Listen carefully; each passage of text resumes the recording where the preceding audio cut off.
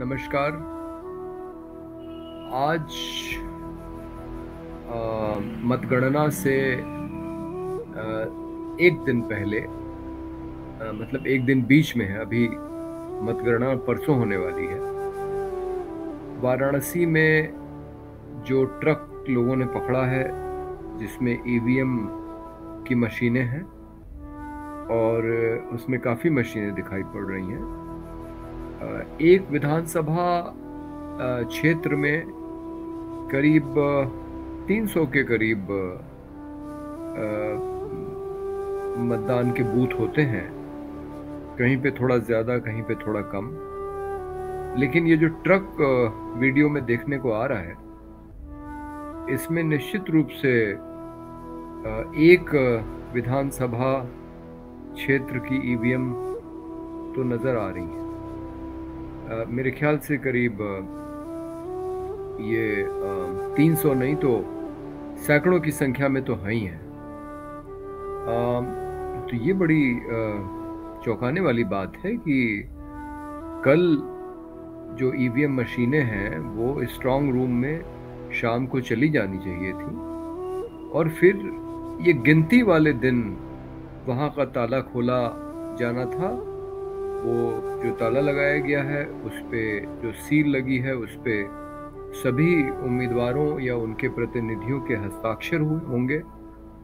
तो सवाल ये है कि मतदान के एक दिन बाद सड़क पे ट्रक में ईवीएम मशीन्स कैसे ले जाई जा रही हैं? बनारस का जिला प्रशासन ये कह रहा है कि ये मशीनें वो नहीं है जो मतदान में जिनका इस्तेमाल हुआ, बल्कि ये वो मशीनें हैं जो सिर्फ परीक्षण के लिए लाई गई थी या अधिकारियों को प्रशिक्षण देने के लिए लाई गई थी।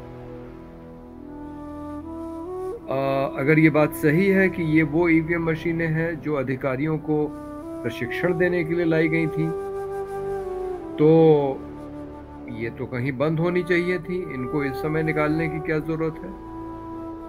हमें तो ये मालूम है कि चुनाव जब शुरू होता है तो सारी मशीनें आती हैं जिलों में और फिर चुनाव संपन्न होने के बाद वो चली जाती हैं।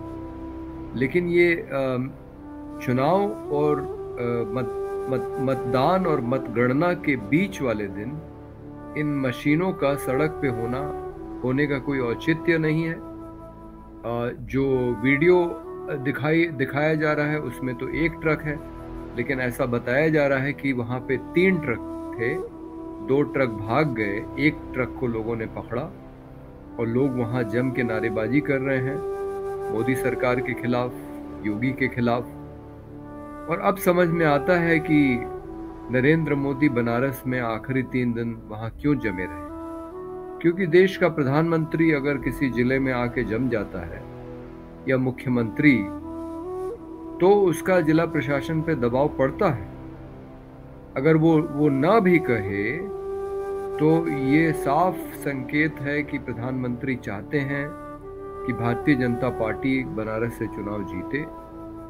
और आमतौर पे बनारस जैसे महत्वपूर्ण जिले में ऐसे ही अधिकारी तैनात होंगे जो सत्ता दल के पक्ष वाले होंगे, तो उनकी सहानुभूति भारतीय जनता पार्टी से पहले ही होगी, इसीलिए वो वहां के बड़े पदों पे बैठाए गए हैं।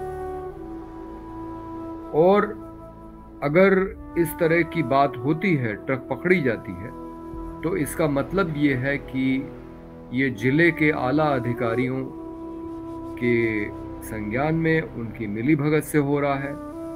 ऐसी स्थिति में हम सोशलिस्ट पार्टी इंडिया की तरफ से मांग करते हैं कि न सिर्फ बनारस बल्कि पूरे उत्तर प्रदेश का चुनाव भंग किया जाना चाहिए, यहाँ पे पुनर्मतदान हो।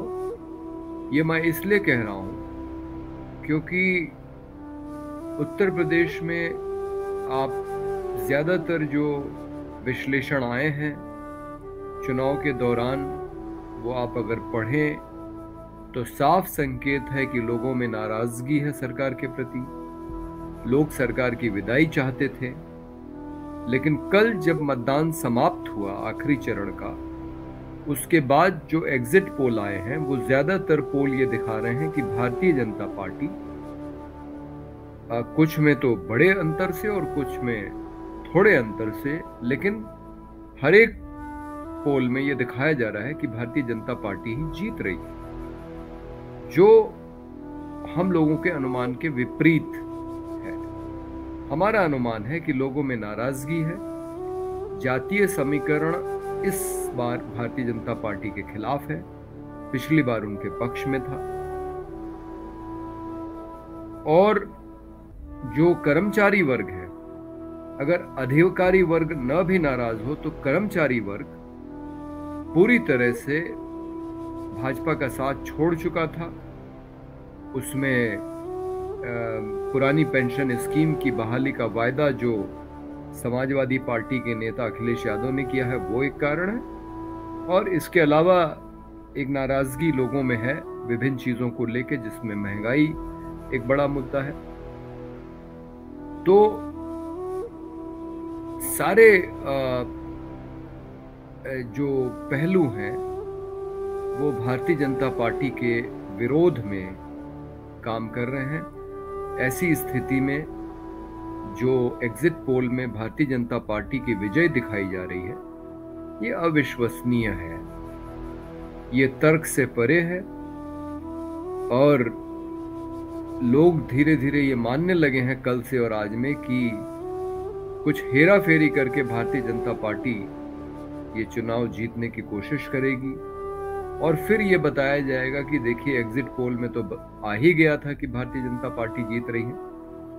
तो अच्छा हुआ कि ये ट्रक पकड़ा गया, क्योंकि साफ है कि ये ईवीएम मशीनें वहां से हटाई जा रही थी और शायद उसकी जगह ऐसी ईवीएम मशीनें लगा दी जाएंगी जिसमें पहले से ही भारतीय जनता पार्टी के पक्ष में ज्यादा मत पड़े हुए हैं।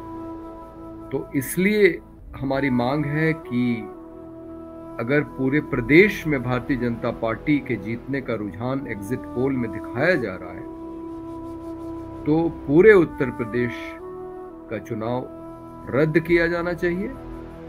अगर चुनाव आयोग पूरे उत्तर प्रदेश का चुनाव रद्द नहीं करता है तो कम से कम जहां मशीनें पकड़ी गई हैं वहां पे तो उसको चुनाव रद्द करना ही चाहिए।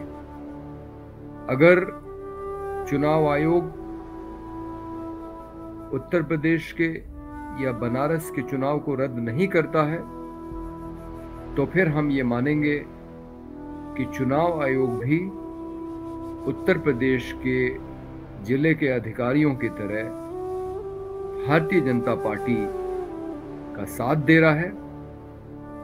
चुनाव आयुक्तों में एक तो आयुक्त ऐसे हैं जो उत्तर प्रदेश के मुख्य सचिव रह चुके हैं, अभी बहुत ज्यादा दिन नहीं हुए उन्हें, साल 2 साल पहले ही यहाँ से वो सेवानिवृत्त हुए हैं।